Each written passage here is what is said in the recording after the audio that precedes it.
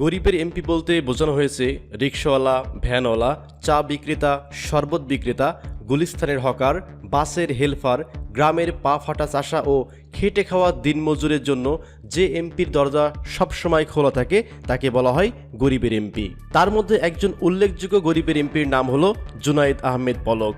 গ্রামের চাষি থেকে শুরু করে সর্বস্তরের মানুষদের জন্য জুনায়েদ আহমেদ পলকের দরজা সবসময় খোলা থাকে। যে কোনো মানুষ যে কোনো অভিযোগ নিয়ে সহজে চলে আসতে পারে এমপি জুনায়েদ আহমেদের কাছে।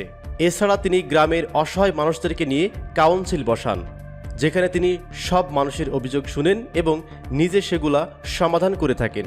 এবং বিশেষ করে তার নির্বাচনী এলাকাগুলোর মানুষের কাছে তিনি অত্যন্ত জনপ্রিয় হয়ে উঠেছেন।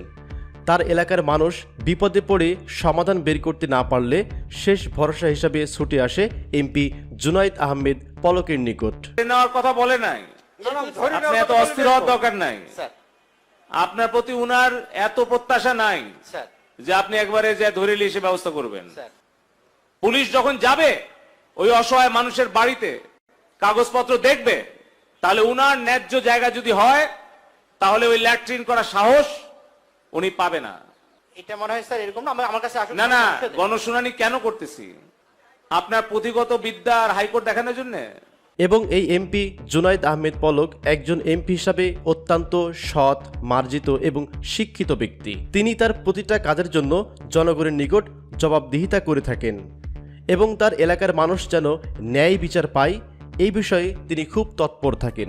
বাংলাদেশে আরেকজন গরিবের এমপির নাম হলো আব্দুল মোমেন।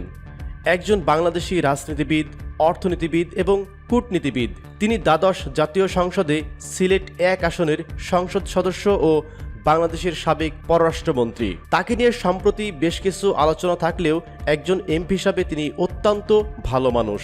তিনি তার সিলেট 1 আসনের জনগণকে অত্যন্ত গুরুত্ব দিয়ে থাকেন। অনেকেই বলে থাকেন কেউ বিপদে পড়ে এমপি আব্দুল মোমেনের নিকট আসলে তিনি কখনোই কাউকে খালি হাতে ফেরত দেয় না এবং তার দরজা সবসময় জনগণের জন্য খোলা থাকে। বিশেষ করে তার ব্যবহারে মুগ্ধ সিলেটবাসী। তার ব্যবহারের মাধ্যমে বা তার আচরণে তার নির্বাচনী এলাকার কোনো জনগণ কষ্ট পেয়েছে এমন রেকর্ড তার সার্ভিস লাইফে নাই। তিনি তার এলাকার জনগণের সাথে সবসময় বন্ধুত্বপূর্ণ আচরণ করে থাকেন। তাই সর্বশেষ আমরা বলতে পারি গরিবের এমপির মধ্যে একজন অন্যতম গরিবের এমপির নাম হলো আব্দুল মোমেন। বাংলাদেশে গরিবের এমপির মধ্যে 3 নম্বরে অবস্থান করছে মাশরাফি বিন মুর্তজা, যিনি একজন বাংলাদেশি রাজনীতিবিদ ও ক্রিকেটার।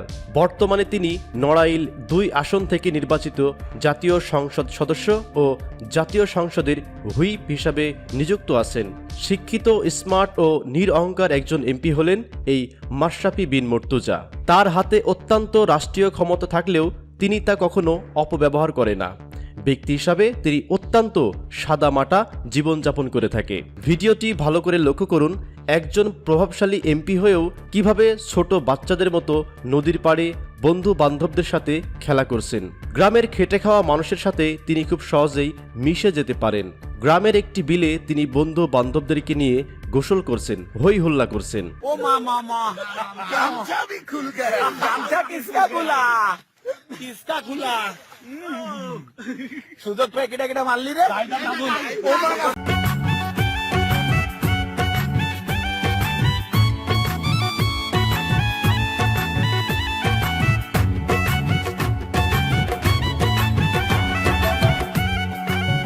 তাহলে নিশ্চয় বুঝতে পারছেন কতটা সরলতা মনের মধ্যে থাকলে এভাবে সাদা মাটা জীবনযাপন করতে পারে একজন এমপি। তাই সব মিলিয়ে আমরা বলতে পারি মাশরাফি বিন মুর্তজা খেটে খাওয়া মানুষের একজন অন্যতম এমপি। এবার আপনি স্ক্রিনে যাকে দেখতে পাচ্ছেন তাকে নতুন করে পরিচয় দেওয়ার মতো কিছুই নেই।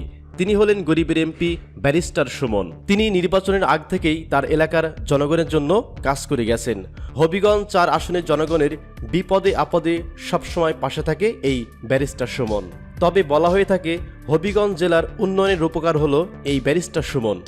কারণ তিনি ব্যক্তিগত উদ্যোগে তার এলাকায় যত উন্নয়নমূলক কাজ করেছে তার পূর্বের কোনো জনপ্রতিনিধি করে দেখাতে পারেনি।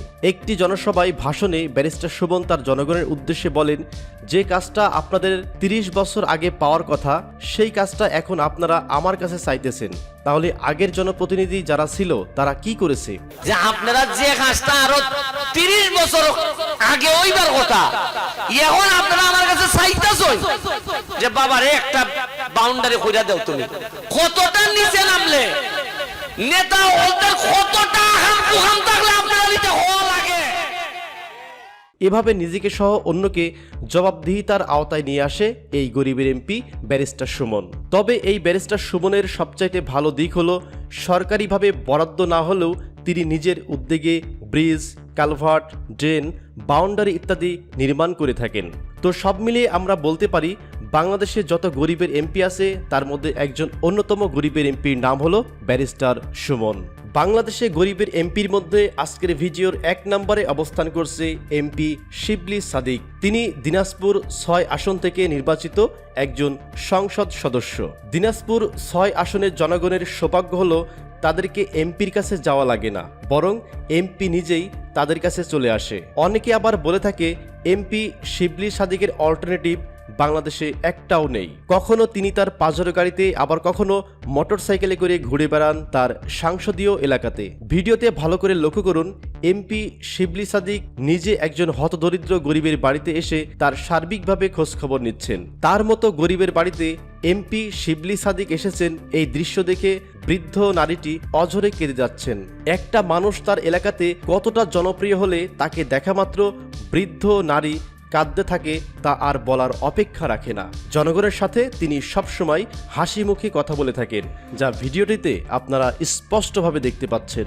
যেখানে অন্যদের ক্ষেত্রে আমরা দেখতে পারি মানুষ এমপির কাছে যায় নিজের সমস্যার কথা বলার জন্য, আর ভিডিওতে দেখেন এমপি শিবলী সাদিক গেছেন প্রান্তিক গ্রাম অঞ্চলের মানুষের সমস্যার কথা শোনার জন্য। সবচেয়ে অবাক করার বিষয় হলো মানুষ যোগাযোগ করার জন্য সংগ্রহ করে এমপির নাম্বার, আর এমপি শিবলী সাদিক সংগ্রহ করছে জনগণের নাম্বার, যা বাংলাদেশের ইতিহাসে রেকর্ড করার মতো কাহিনী। একটা কিছু মানে কথা মনে রাখেন, আমরা কিন্তু আদর্শ গ্রামের সদস্য, মডেল গ্রাম। সরকার যেহেতু আমাদেরকে ঘর দিছে, আমরা গেছিলাম মাটি নেওয়ার জন্য, তো আমন ধান উঠার পরে রাস্তায় আমাদের মাটি দিয়ে, এটা আমাদের আবদার। বলে দিলাম আপনার নাম্বারটা বলেন তো। 0740358 তাই সব মিলিয়ে আমরা বলতে পারি বাংলাদেশের শ্রেষ্ঠ এমপির মধ্যে একজন অন্যতম শ্রেষ্ঠ এমপির নাম হলো দিনাজপুরের শিবলী সাদিক। আমার রাজনীতি কোটিপতির জন্য নয়, আমার রাজনীতি কোনো বড় ব্যবসায়ীর জন্য নয়, আমার রাজনীতি গরিব মানুষের জন্য। এবং গরিব মানুষ যতদিন আমার সঙ্গে আছে, আমি শিবলী সাদিক রাজনীতিতে ততদিন আছি। তো প্রিয় দর্শক, আজকের ভিডিওতে যে 5 জন গরিবের এমপির তালিকা প্রকাশ করলাম, এই 5 জন এমপির মধ্যে আপনার সবচাইতে প্রিয় এমপিকে সেটি অবশ্যই কমেন্ট করে জানাবেন। সকলে ভালো থাকবেন, সুস্থ থাকবেন, ধন্যবাদ সবাইকে।